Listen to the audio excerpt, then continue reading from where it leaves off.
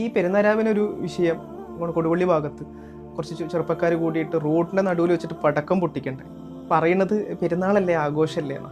ഇത് ഏത് തരം ആഘോഷമാണെന്ന് മനസ്സിലാക്കാൻ പറ്റണില്ല. കാരണം വഴി ഉപദ്രവിച്ചിട്ട് നിങ്ങൾ എന്ത് തരം പരിപാടി നടത്തിയാലും നിങ്ങൾ അതൊന്നും എന്ത് ചെയ്യരുത്, ഒരു ദീനിൻ്റെ പേരിലൊന്ന് കെട്ടിവെക്കാൻ ശ്രമിക്കരുത്. വഴി തടസ്സപ്പെടുത്തുന്നത് മുഴുവനായിട്ടും ദീനിനെതിരാണ്. വഴി തടസ്സപ്പെടുത്തുക എന്നുള്ളത് മുഴുവൻ ദീനിനെതിരാണ്. ഈമാൻ്റെ ശാഖകളെ കുറിച്ചിട്ട് പ്രവാചകൻ പറയുന്നിടത്ത് പറയുന്നുണ്ട്, ഈമാനിന് 70 പരം ശാഖകളുണ്ട്. അതിൽ ആദ്യത്തത് ലാ ഇലാഹ ഇല്ലല്ലാഹ് എന്നുള്ളതാണെങ്കിൽ അവസാനമായി പറയുന്നത് വഴിയിൽ ഉപദ്രവം നീക്കം ചെയ്യലാണ്.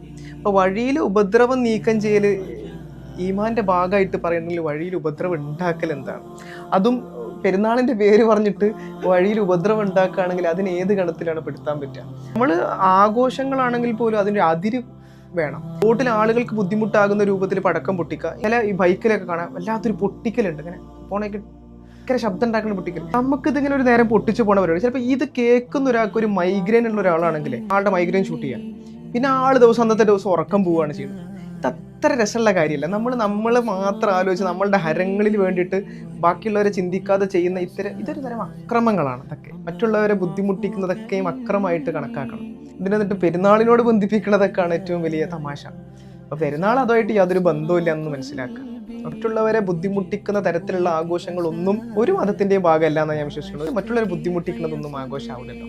എന്താണ് പെരുന്നാൾ? 2 പെരുന്നാൾ എടുത്തു കഴിഞ്ഞാലും ഒന്ന് ഈദുൽ ഫിത്തറും ഒന്ന് ഈദുൽ അദ്ഹയും.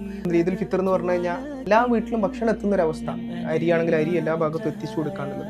ഈദുൽ അദ്ഹ എന്താണ്?